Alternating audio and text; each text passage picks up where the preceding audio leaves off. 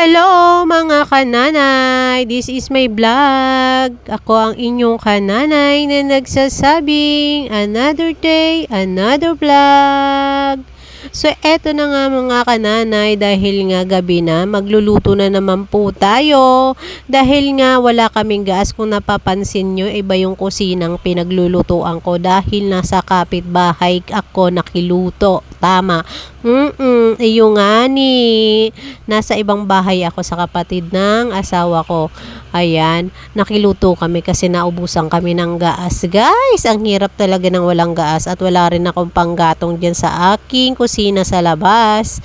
Dahil wala rin akong panggatong kaya nakisuyo muna ako sa aming kapatid ng asawa ko na makiluto muna. So kaya yan dyan nga guys, nandyan ako nagluluto. So ayan, nagbibida nga yung hipag kong babae. Sabi niya kasi yun yung hipag kong babae kasi nagtatrabaho yun sa Godo. So nag-extra yung anak ko doon.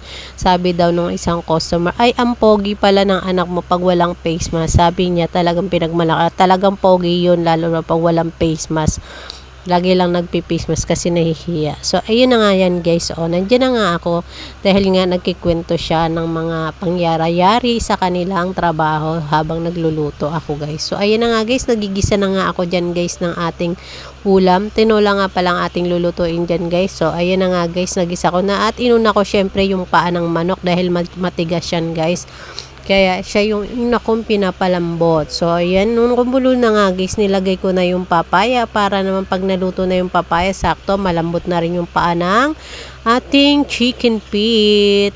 So, ayan, ang halo nga pala niyan guys is papaya at pitso ng manok, hita, yung part ng mga manok, hita, basta halo-halo. At may atay din yan guys. So, lalagyan din natin yung atay ng yung tinola natin na atay. Favorite kasi ng asawa ko yung may atay na tinola. Ayun na nga yung atay guys. So, syempre, medyo madami nga guys. So, kaya, hindi ko siya naubos dyan guys nilagay. So, nagtira na lang ako ng 5 perasong part ng manok.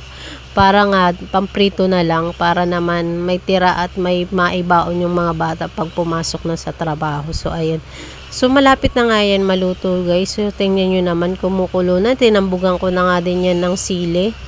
Siling green, hindi ko siya hiniwa guys para hindi maanghang kasi ang anak kong dalawa hindi kumakain sila ng maanghang. Depende sa luto. So, ayan. Pero pag pansit kanto, natikim naman sila kahit maanghang.